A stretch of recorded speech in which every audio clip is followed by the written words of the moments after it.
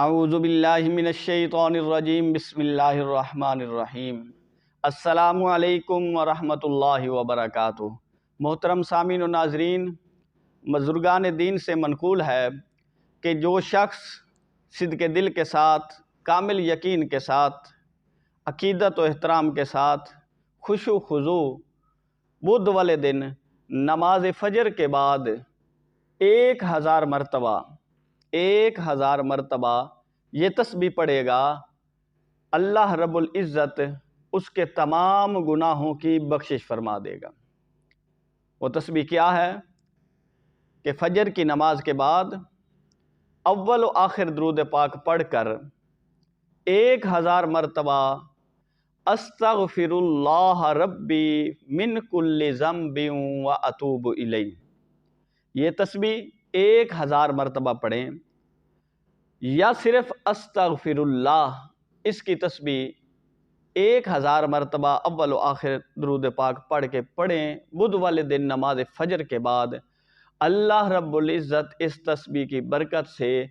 پڑھنے والے شخص کے تمام گناہوں کی بخشش فرما دے گا، چاہے وہ سمندر کی جھاگ کے برابر کیوں نہ ہوں۔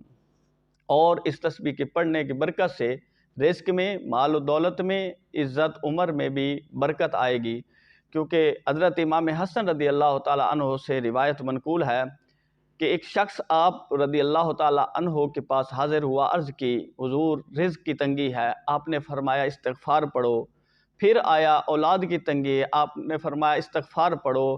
پھر آپ نے بیماری لے کر آیا، آپ نے فرمایا استغفار پڑھو۔ تو ایک ساتھی نے عرض کی یا حضرت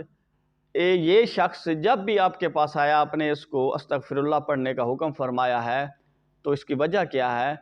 تو آپ رضی اللہ تعالیٰ عنہ، حضرت امام حسن رضی اللہ تعالیٰ عنہ نے فرمایا کہ استغفر اللہ ربی من کل ذنب و اتوب الیہ ایک ایسا وظیفہ ہے کہ جس سے انسان کے گناہوں کی بخشش بھی ہوتی ہے، درجات کی بلندی بھی ہوتی ہے، نیکیوں میں بھی اضافہ ہوتا ہے، اور اس کے سارے زندگی کے معاملات میں اللہ رب العزت اس تسبیح کی برکت سے برکت عطا فرما دیتا ہے اور اپنی مدد شامل حال فرما دیتا ہے۔ تو جو شخص بدھ والے دن نماز فجر کے بعد 1000 مرتبہ تسبیح استغفر اللہ ربی من کل ذنب و اتوب الیہ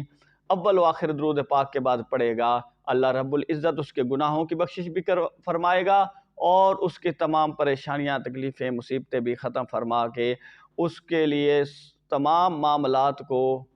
خوشحال بنا دے گا، آسان بنا دے گا۔ اللہ رب العزت ہمیں زیادہ سے زیادہ استغفار پڑھنے کی توفیق عطا فرمائے۔ واللہ اعلم ورسولہ اعلم۔